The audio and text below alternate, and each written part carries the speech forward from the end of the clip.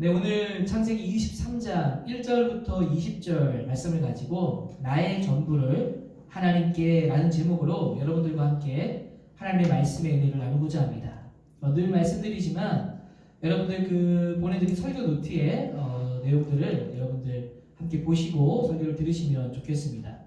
그리고 수련회 때 이후로 목사님이 생각했던 건데 계속 까먹어서 잘 말을 못했는데 요즘은 이제 이렇게 예배를 드리면 그 채팅창이 있지 않습니까? 그 채팅창에 혹시나 이렇게 좀 마음에 뭔가 깨달은 거나 감동이나 뭐 아멘이라든지 여러 가지 그런 내용들을 달아줘도 보는 것이 은혜가 있더라고요. 그래서 여러분들 들으시면서 은혜가 있는 친구들은 뭐 그런 것들을 좀 자유롭게 채팅창에 남겨서 이렇게 해주시면 좋을 것 같다라는 생각이 듭니다.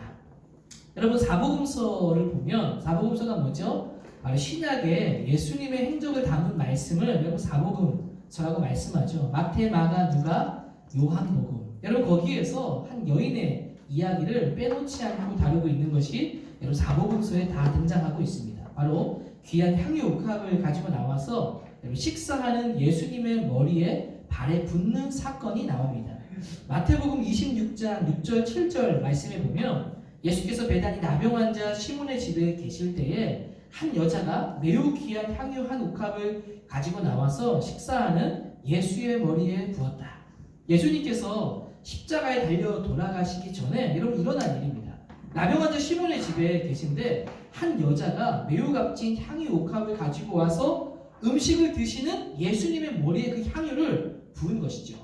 여러분 마가복음 14장 3절에도 동일한 말씀이 나옵니다. 예수께서 베다니 나병 환자 시몬의 집에서 식사하실 때에 한 여자가 매우 값진 향유 곧 순전한 나드 한 옥합을 가지고 와서 그 옥합을 깨뜨려 예수의 머리에 부으니 여러분 같은 말씀임을 알 수 있죠. 베다니에서 나병 환자였던 시몬의 집에서 옥합을 깨뜨려 향유를 부었습니다. 여러분 이 두 이야기는 평행을 이루지만 다른 복음서에는 다른 부분이 조금 담겨져 있는 것을 볼 수 있습니다. 또 하나는 바로 요한복음에 나옵니다. 요한복음 12장 1절부터 3절 말씀해 보시면 6월절 엿새 전에 예수께서 베다니에 이르시니 이곳은 예수께서 죽은 자 가운데서 살리신 나사로가 있는 곳이라. 거기서 예수를 위하여 잔치할새 마르다는 일을 하고 나사로는 예수와 함께 앉은 자 중에 있더라. 마리아는 지극히 비싼 향유 곧 순전한 나드 한 그릇을 가져다가 예수의 발에 붓고 머리털로 그의 발을 닦으니 향유 냄새가 집에 가득하더라. 이 말씀은 6월절 엿새 전에 예수님께서 베단이라는 지역에 가셨습니다. 여러분 그곳이 어떤 곳인가 하면 나사로가 죽었던 곳이 베다니입니다. 바로 요한복음 11장 바로 앞장에 나사로의 죽음 그리고 예수님을 통해서 나사로가 무덤에서 짠 하고 나왔던 사건을 말해줍니다. 그리고 이어지는 말씀이 바로 12장인데 나사로가 살아난 기적 같은 일이 있고 난 후에 예수님을 위해서 잔치를 베푼 것입니다. 여러분 그 일에 마르다는 시중을 들었고 그리고 예수님과 나사로는 음식을 먹고 있었습니다. 그때 마리아가 매우 값진 향유를 가져다가 예수님의 발에 부은 겁니다. 여러분 여자에게 있어서 영광이라고 할 수 있는 것이 그 당시에는 머리털이라고 할 수 있죠. 그 머리털을 예수님의 발을 닦는 모습을 보여줍니다. 여러분 그냥 이야기를 듣지만 말고 머릿속으로 한번 상상해 보십시오. 향유를 부어서 예수님의 자기의 머리털로 예수님의 발을 닦고 있는 겁니다. 여러분 그 모습을 상상해 보면 그 여인이 어떤 마음으로 지금 이 행동을 하고 있는지 우리는 짐작해 볼 수 있죠. 얼마나 감사한 마음이 많은지 이 마리아의 모습을 보면 알 수 있습니다. 처음에 나사로가 아플 때 예수님이 계셨으면 나사로가 죽지 않았을 것이라고 여겼습니다. 근데 예수님이 나사로가 죽은 다음에 오신 겁니다. 그러니까 마리아와 마르다는 원망하는 마음이 생긴 겁니다. 예수님이 조금만 더 빨리 오셨으면 우리 나사로가 나았을 것인데 예수님 왜 이제 온 것입니까? 하며 원망했었죠. 왜냐하면 마리아와 마르다는 예수님께서 아픈 사람은 치유할 수 있지만 죽은 사람은 어떻게 할 수 없다고 생각했어요. 그러니까 예수님이 늦게 온 것에 대한 원망이 있었죠. 근데 예수님은 나사로를 살려내신 겁니다. 그러니까 이 마리아는 예수님에 대해서 죄송한 마음과 함께 나사로를 살려주신 것에 대한 감사의 표현으로 향유 옥합을 녹합을 부은 것이죠. 신앙의 고백을 드린 것입니다. 그리고 여러분 마지막으로 하나의 복음서 바로 누가복음 7장에도 향유를 부은 여인 사건이 등장합니다. 그런데 앞에 마태, 마가, 요한복음에서 나오는 여인과는 완전히 다른 여인으로 7장은 소개합니다. 성경에서도 보면 여러분 그 위에 관주처럼 어느 본문은 같은 본문이라고 이렇게 표시해 놓은 게 있어요. 근데 거기에 누가복음 빠져 있습니다. 누가복음 7장에는 근데 너무나 동일한 향유를 부은 사건의 여인이 나오죠. 저는 오늘 이야기를 좀 나누면서 오늘 설교 말씀을 보려고 하는데요. 한 바리새파 사람이 예수님을 자신의 집에 초대한 사건입니다. 예수님은 그 초대에 응하셨습니다. 그 초대받은 자리에 어느 한 여인이 향유를 하고 녹합을 가지고 예수님 앞으로 온 겁니다. 여러분 그 초대받은 자리에 그 왔던 여인, 그 사람들은 그 여인이 예수님 곁으로 오는 것을 보고 이렇게 표현합니다. 죄를 지은 한 여인이 예수님께로 왔다라고 표현합니다. 여러분 사람들이 보니까 그 여인, 향유를 들고 나온 그 여인은 누가 봐도 다 알 수 있는 죄인이었다는 겁니다. 예수님을 초대한 바리새인은 그가 선지자라면 그 여인이 죄인인 것을 알아보았을 것이다 라고 여겼어요. 그런데 만약 그 여인이 들어올 때 죄인임을 알지 못하면 저 사람은 선지자가 아닐 것이다 라고 생각합니다. 그만큼 그 여인은 사람들이 볼 때 죄인이었고 예수님이 그것을 알아보느냐 알아보지 못하느냐를 유심히 지켜보고 있던 겁니다. 여러분 당시에 사람들이 볼 때 야, 저 사람은 죄인이야 라고 명확하게 표현을 쓰는 사람이 누가 있을까요? 남자는 세리를 향해서 그 당시에 죄인이라고 표현했습니다. 세금을 억지로 더 뜯어서 더 자기 이득을 취하고 로마에 갖다 바치고 정말 민족의 혈세를 피를 빨아먹는 사람으로 여긴 거죠. 그리고 여러분 여자는 매춘을 하는 사람을 죄인이라고 말했습니다. 즉 죄인인 한 여인이라고 표현하는 것은 그 여인이 어떤 여인인가? 바로 몸을 팔아서 돈을 벌고 있는 사람이라는 것을 알 수 있습니다.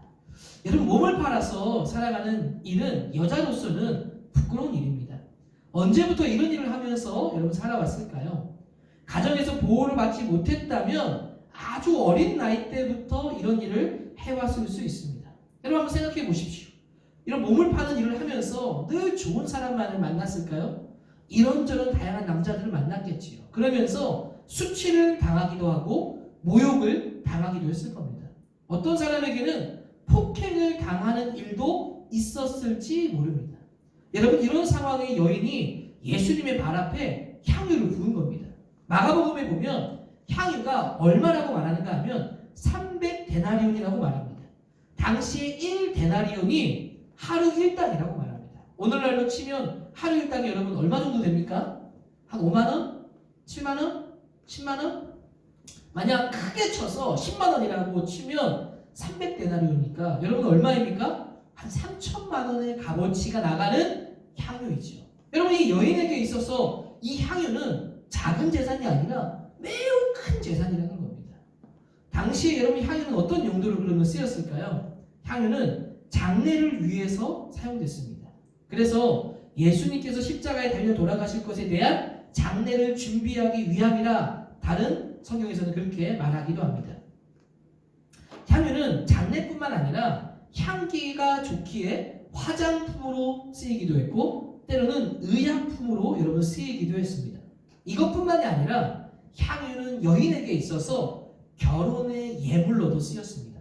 또 결혼을 할 때 필요한 돈을 찾을 수 있는 지참금으로 사용되기도 했습니다. 자 그러면 이 여인이 향유를 소유하고 있었는데 어떻게 소유하게 됐는지는 알 수 없습니다. 돈을 모아서 갖게 된 건지 누구에게 물려받았는지는 알 수 없지만 그 여인이 향유를 가지고 있었던 이유는 여러분 무엇이었을까요? 무엇을 위해 이 향유를 소유하고 있었을까요? 장례를 위함일까요? 화장을 위함일까요? 약품을 위함일까요? 아마도 여러분 성경에 나오지 않지만 상상을 해보면 결혼을 준비하기 위함은 아닐까요? 매춘으로 살아가는 여인에게 꿈이 있었다면 자신도 언젠가는 좋은 남자를 만날 수 있을 것이라는 마음일 것으로 생각해 볼 수도 있습니다. 만약 이것이 먼 훗날 결혼을 생각하며 여러분 소유하게 된 것이라면 이 향유는 그녀에게 어떤 물건이 되는가 하면 뭐냐면 세상 어느 것과도 바꿀 수 없는 가장 소중한 물건이 됩니다. 왜 그렇습니까? 그녀에게 희망을 상징해 주기 때문입니다. 여러 남자들을 만나면서 고통스러웠지만 향유를 보면서 언젠가 나도 나를 사랑해준 남자를 만날 수 있을 거야 라는 향유, 희망의 상징이라는 것이죠. 여러분, 그 여인은 힘들 때마다 어쩌면 향유를 보면서 희망을, 다시금 마음의 꿈을 품었을지 모릅니다. 그런데 그 여인이 그 향유를 지금 어떻게 하고 있습니까? 결혼할 때 쓰는 것이 아니라 예수님의 발 앞에 그 모든 것을 다 부어버린 겁니다. 여러분, 이것은 무엇을 말하는 겁니까? 이 여인이 예수님께 향유를 부었다는 것은 자신의 희망 전체를 다 드린 겁니다. 자신이 가지고 있는 전부를 예수님 앞에 드렸다는 거예요. 누가복음 7장 38절, 여러분 메시지라는 성경으로 번역해 놓은 것을 보시면 이렇게 말씀하죠. 그 여자는 그분의 발치에 서서 울면서 그분의 발에 눈물을 쏟아 부었다. 그리고 자기 머리카락을 풀어 그분의 발을 닦고 그 발에 입을 맞추고 향유를 발라드렸다. 여러분, 울면서 예수님의 발 앞에 있는 그 여인을 한번 상상해 보십시오. 자기의 전부를 드리면서 그 울고 있는 그 여인의 모습을 한번 떠올려 보십시오. 여러분, 왜 전부를 드린 것일까요? 왜 그 희망을 예수님 앞에 부어드린 것일까요? 여러분, 정확하게는 알 수 없지만 아마도 예수님을 만난 적이 있었을 겁니다. 그렇지 않고서야 이렇게 모든 것을 드릴 이유가 없습니다. 어떤 계기와 동기가 있었다는 것이죠. 예수님을 미리 만난 적이 있었고 그분을 통해서 인격적인 대우를 받고 대화를 함을 통해서 죄사함의 은혜를 경험하였을 겁니다. 성령님께서 그녀에게 감동을 주셨고 예수님의 사랑에 감격하였던 것이고 그런 감동과 은혜의 표현으로 예수님 앞에 자신의 전부를 여러분 드린 것이죠. 여러분, 우리도 그런 경험들이 있지 않을까요? 너무나 힘들고 어려웠을 때 누군가에게 따뜻한 말과 격려의 말을 듣거나 정말 힘을 낼 수 있는 도움을 받게 되었을 때 너무 감사하잖아요. 그러면 그 감사의 마음을 어떻게든지 우리는 표현하려고 할 것입니다. 마치 그 여인이 그런 마음을 신앙의 고백으로 예수님 앞에 표현한 것이죠. 예수님은 울면서 자신의 발을 닦는 그녀에게 이렇게 7장에 보시면 말씀합니다. 여자여, 죄사함을 받았느니라. 내 믿음이 너를 구원하였단다. 평안히 가라. 여러분, 저는 이 말씀을 묵상하면서 어떤 말씀이 떠오르는가 하면 밭에 감추인 보화가 떠올랐습니다. 여러분, 밭에 보화가 있는 것을 알면 그 밭을 소유하기 위해서 어떻게 합니까? 모든 것을 다 팔아서 그 밭을 사지 않겠느냐라고 말씀하죠. 여러분, 이 여인은 그 예수님이 어떤 분인지를 알았던 겁니다. 그 예수님이 어떤 분인지를 깨달은 겁니다. 그 깨달은 사람은 어떻게 합니까? 그 예수님을 소유하기 위해서 자신의 전부를 그 주님 앞에 쏟아 부었다라는 겁니다. 여러분, 우리도 정말 예수님을 확신할 수 있게 되기를 소망합니다. 예수님이 누구신지 정확하게 알고 그분의 사랑을 깨달으면 여러분, 드리지 않을 수가 없는 거예요. 전부를 드리게 되는 거죠. 그래서 예수님을 얻게 되는 삶이 되는 겁니다. 저는 우리 고등부, 우리 모든 학생들이 그러한 예수님을 얻게 되는 삶이 되기를 주의 이름으로 축복합니다. 오늘 말씀도 여러분 그렇습니다. 말씀의 시작이 어떻게 시작됩니까? 사라의 죽음으로 시작됩니다. 그런데 사라의 죽음은 여러분 오늘 말씀에 보면 그렇게 비중 있게 다루지 않습니다. 오늘 이야기의 초점은, 큰 그림은 어디에 있는가 하면 땅에 있는 겁니다. 하나님께서 아브라함에게 주신 약속이 두 가지가 있습니다. 하나는 하늘의 별처럼 수많은 자손을 주어서 민족을 이룰 것이다 라는 겁니다. 바로 씨에 대한 약속을 주신 겁니다. 바로 이 씨에 대한 약속은 바로 앞장 22장에 아브라함의 믿음을 통해서 보여주셨습니다. 그리고 오늘 또 두 번째 약속은 무엇인가 하면 땅에 대한 약속이라는 것이죠. 바로 약속이 오늘 말씀에 어떻게 성취되어 가고 있는가를 보여줍니다. 사라가 죽은 후에 아브라함은 애곡하는 시간을 가졌습니다. 그 애곡을 마치고 그 지역의 햇사람들을 찾아갑니다. 땅을 가지지 못했던 아브라함은 그들과 매장지를 소유하기 위해서 협상하기 시작합니다. 오늘 말씀을 한번 여러분들 자세히 쭉 읽어보시면 이 햇사람들이 아브라함을 대하는 태도가 굉장히 호의적입니다. 아브라함, 네가 원하면 다 가져도 돼. 약간 이런 느낌을 받을 수 있죠. 라함, 아브라함인데 라함, 원하면 너 다 가져도 돼. 약간 이런 느낌의 이야기를 하고 있는 겁니다. 그런데 사실 호의적으로 보이는 것은 여러분 겉으로만 그런 것입니다. 사실 이 내용의 깊이 있게 찾아다 보면 그 이면에는 아브라함이 땅을 소유하는 것에 대해서 이 햇사람들이 긴장하고 있는 것을 볼 수 있습니다. 햇사람들은 이 아브라함이 땅을 제외한 모든 면에서 굉장히 큰 세력을 갖춘 것에 대한 두려움이 있었습니다. 그런데 거기에 땅까지 소유하게 된다면 이것에 대해서 큰 부담이 있는 거죠. 그래서 땅을 소유하면 안 된다, 땅을 줘서는 안 된다라는 마음도 있는 겁니다. 이들이 여기서 좀 살다가 다시 언젠가 떠나기를 바랬던 것이죠. 그런 상황에 아브라함은 사라의 죽음을 통해 막벨라 굴을 원했습니다. 그 땅의 주인 에브론이 마침 그 자리에 있었던 겁니다. 에브론의 말을 들어보면 굴을 공짜로 사용할 수 있게 이야기합니다. 여러분, 그 말이 호의적인 말인 것 같지만 사실은 원치 않는 표현도 담겨 있음을 우리는 여러분 기억해야 합니다. 여러분, 아브라함은 매장을 하는 것만이 아니라 땅을 공짜로 거저받아서 그냥 살다가 나중에 눈치 보면서 쫓겨나는 것을 원하지 않았습니다. 그리고 이것은 단순히 매장하는 것만이 아니라 땅에 대한 약속의 성취라는 것을 아브라함은 알았습니다. 그리고 그 값을 치르고 영구히 소유하기를 원했습니다. 여러분, 에브론이 그래서 결국에는 땅값을 부르게 되는데 말도 안 되는 금액을 사실 부르고 있습니다. 얼마를 부르고 있습니까? 은 400세겔이라고 말합니다. 여러분, 이 돈은 엄청난 금액입니다. 여러분, 다윗 시대에 가서 보면 오르난 타작 마당을 살 때 얼마를 주고 사는가 하면 은 50세겔을 지불하는 장면이 나옵니다. 근데 오늘은 은 400세겔이라는 것이죠. 무려 몇 배입니까? 8배 되나요? 예, 8배. 여러분, 아브라함 시대가 BC 2000년대입니다. 다윗은 언제인지 아십니까? BC 1000년대의 사람이에요. 그러니까 시간적 간격이 1000년이나 있다는 겁니다. 여러분, 시간이 흐를수록 물가 상승률이 떨어집니까? 올라갑니까? 올라가게 되어져 있죠.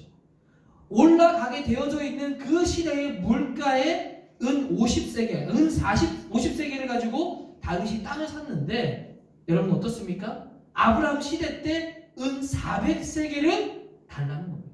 그러니까 시간적으로 1000년이 흐른 뒤에 물가가 완전히 다른데 은 400세겔은 작은 금액은 아니라는 겁니다. 여러분, 이 금액은 이렇게 표현하기도 합니다. 아브라함에게 있어서 전 재산에 해당하는 금액으로 보기도 합니다. 아브라함은 너무 터무니없는 금액이기 때문에 여러분, 이 협상을 보류할 수도 있습니다. 그런데 그렇게 하지 않았죠. 그 땅을 소유하기 위해서 이 아브라함은 모든 재산을 쏟아붓기로 합니다. 그렇게 해서 그 땅을 소유하고 하나님께서 약속하신 땅을 소유하는 성취가 일어나게 된 것입니다. 여러분, 아브라함이 이렇게 한 이유는 하나님이 주신 약속과 그 가치와 의미를 알았기 때문입니다. 그래서 그것을 이루기 위해서 자신의 전 재산을 드림으로 그 땅의 성취를 이루고자 한 겁니다. 여러분, 앞서 말했던 바로 그 밭의 감추인 보아와 같이 이 약속의 가치와 그 의미를 아는 아브라함은 모든 것을 다 팔아서라도 그 밭을 소유하는 것처럼 그 땅을 여러분 소유하려고 했던 것이죠. 여러분, 오늘 말씀을 통해서 우리는 이것을 기억해야 합니다. 어떻게 하면 우리도 하나님을 위해서 모든 것을 다 드리며 살아갈 수 있는가? 그것은 하나님을 사랑할 뿐만 아니라 그분이 누구인지를 알고 그분의 약속과 진가를 아는 사람만이 전부를 드릴 수 있다는 겁니다. 전부를 드리지 못한다는 것은 하나님에 대한 약속이 뭔지 모르고 하나님의 사랑이 무엇인지를 깨닫지 못했다라는 겁니다. 그러나 그것을 아는 사람들은 자기의 전 재산을 다 드려서라도 그 땅을 사려 하는 것입니다. 예수님이 어떤 분인지 아는 사람만이 향유를 깰 수 있는 것처럼 여러분, 우리가 그 향유를 깰 수 있으려면 하나님의 사랑도 깨달아야 한다는 겁니다. 저는 오늘 말씀을 통해서 우리가 더욱더 하나님을 사랑하는 마음을 품게 되기를 소망합니다. 그리고 그 하나님의 약속의 말씀이 얼마나 우리에게 붙들 만한 것인지를 깨닫게 되기를 원합니다. 그래서 모든 것을 다 드려서 땅을 소유하고 향유를 깰 수 있는 우리의 삶이 되기를 주의 이름으로 축복합니다. 우리가 하나님이 어떤 분인지 알아가면 알아갈수록 여러분 전부를 드릴 수 있다는 겁니다. 우리가 전부를 드리지 못하는 것은 하나님을 잘 모르기 때문이죠. 하나님을 알면 알수록 여러분 하나님의 사랑에 우리는 감동할 수밖에 없습니다. 성경 이야기를 보시면 하나님의 사랑에 담겨져 있는 표현이 너무나 많이 나와 있죠. 여러분 탕자 이야기 같은 것을 한번 보십시오. 둘째 아들은 그 아버지는 누굴 상징합니까? 하나님을 상징합니다. 하나님은 모든 것을 그 아들에게 달라는 걸 다 주었어요. 당시에 말도 안 되는 그 금액의 재산을 떼어서 아들에게 주었고 아들은 허랑방탕하게 생활하고 모든 재산을 다 허비하고 거지가 되어서 돌아옵니다. 여러분 종이 되려고 하죠. 근데 그 하나님 되시는 그 아버지는 그 아들을 어떻게 합니까? 안아주고 품어주고 가락지를 끼워주고 잔치를 벌여준다는 겁니다. 여러분 그 둘째 아들과 같은 모습, 그 모습이 바로 누구입니까? 바로 우리 아닙니까? 그 하나님 사랑을 우리에게 부어주고 계시다는 겁니다. 잃어버린 한 마리 양을 찾는 그 예수님의 모습 어떻습니까? 99마리가 있지만 잃어버린 한 마리 양을 찾아서 그 찾아나가는 목자의 모습. 여러분 그 잃어버린 한 마리 양이 누구입니까? 바로 우리 아니겠습니까? 바로 저와 여러분이라는 겁니다. 여러분 그 사랑을 깨달으면 깨달을수록 천부를 드릴 수 있는 겁니다. 여러분 왜 드리지 못하는 걸까요? 우리는 하나님의 사랑을 잘 깨닫지 못했기 때문이라고 할 수 있겠죠. 그래서 왜 하나님을 더 말씀을 붙들어야 되고 하나님께 가까이 가야 되는데 왜 하지 못합니까? 라고 말하면 바쁘고요, 시간이 없고요, 뭐 할 수 없는 요건들이 너무나 많은 겁니다. 그리고 마음을 주지 않는 것이죠. 그러나 여러분 사랑한다면 어떻게 되겠습니까? 다 줄 수밖에 없는 거죠. 여러분 제가 말씀 묵상하면서 한번 생각해 봤습니다. 실제로 살아가는 삶 속에서 사랑을 경험하면 어떻게 될까? 여러분 저도 생각해 보니까 사랑을 경험해 본 경험이 있습니다. 제가 지금의 아내와 연애할 때 종종 제가 많이 이야기를 해서 좀 식상할지 모르겠지만 저는 서울 사람이고요. 저희 아내는 김해 사람입니다. 경남 김해. 여러분 한 5시간 정도의 차편을 타고 오고 가야 되는데 여러분 제가 연애할 때 매주마다 거의 5시간씩 차를 타고 김해에 내려갔습니다. 그때는 그게 멋있다고 생각했어요. 여러분들 생각 안 하나요? 여러분 어떤 사람들은 이런 얘기를 저한테 했습니다. 야 중간에서 만나지 맨날 뭐하러 내려가니? 중간에 대전이나 대구 같은 데서 만나 라고 얘기했는데 아니요. 내가 헌신하고 싶은 마음이 일어나는 겁니다. 사랑하고 좋아하고 보고 싶으니까. 여러분 5시간 동안 갈 때 어떤 날은요 말도 안 하고 간 적도 있습니다. 5시간 차를 타고 가는데 그러면 전화를 하면서 어떻게 합니까? 서프라이즈 짜잔. 놀랄까요? 안 놀랄까요? 깜짝 놀래죠. 여러분 거리가 보통 거리가 아니잖아요. 너무나 좋아하는 그 모습. 근데 그것만으로도 충분하게 나에게 만족을 주는 겁니다. 5시간의 그 시간이 아깝지 않고 여러분 좋은 겁니다. 여러분 하나님을 사랑하면요 시간 없다는 핑계 대지 않습니다. 바쁘다는 이야기 하지 않습니다. 어떻게 해서든지 전부를 드리고 싶어하는 게 우리 마음이라는 거죠. 전에 제가 이야기를 들려주었던지 잘 모르겠는데 이 이야기가 떠올랐습니다. 제가 대학 시절에 친한 친구가 있었습니다. 그 친한 친구가 연애를 해서 여자친구가 있었죠. 저한테는 그 친구의 여자친구는 요즘 말로 저에게는 여자 사람 친구이죠. 방학을 맞이해서 제 친구와 함께 어떤 걸 계획했냐면 하이킹을 계획했습니다. 야 우리 자전거 타고 부산까지 한번 갔다 오자. 큰 포부를 가지고 그런 계획을 했습니다. 그리고 일주일에 계획을 세웠습니다. 그 이야기를 할 때 저와 제 친구와 그 친구의 여자친구 셋이서 앉아서 있을 때였습니다. 이런 얘기들을 주고받고 있는데 그때 그 친구의 여자친구가 제 친구에게 이야기하는 겁니다. 그러면 방학 됐는데 나는 언제 만나? 이렇게 얘기하는 겁니다. 그래서 그 친구가 그 여자친구에게 이렇게 말했습니다. 하이킹은 일주일밖에 안 걸리기 때문에 갔다 오고 나면 시간이 많아. 그때 너랑 만날 수 있어 라고 얘기했습니다. 근데 그 여자친구가 그 친구에게 이렇게 말하는 겁니다. 어떻게 나한테 그렇게 대할 수가 있어? 라고 얘기하는 겁니다. 그러면서 이런 얘기를 하는 거예요. 아니 나를 먼저 만나고 남는 시간에 하이킹을 해야지. 하이킹을 먼저 하고 남는 시간에 나를 만난다고? 어떻게 나한테 그렇게 대할 수가 있는 거야? 라고 이야기하는 겁니다. 저는 그 이야기를 들으면서 참 자기 표현을 잘한다. 저는 듣고 놀랐습니다. 자기의 입장을 분명하게 표현한 것입니다. 저는 대단하다는 생각이 들었습니다. 마찬가지 하나님 앞에 나아가는 것은 내가 할 것 다 하고 남는 시간에 찾는 게 아닙니다. 내가 이룰 것 다 다 이루고 난 다음에 여러분 믿는 게 아니라는 겁니다. 여러분 우리는 고등학교 시절을 보내고 있는데 여러분 학업을 열심히 하고 졸업해서 대학 가면 그때 신앙생활 잘한다라고 생각하는 친구들이 너무나 많이 있더라고요. 여러분 전혀 그렇지 않습니다. 지금 하지 못하면 나중에 하기 어렵습니다.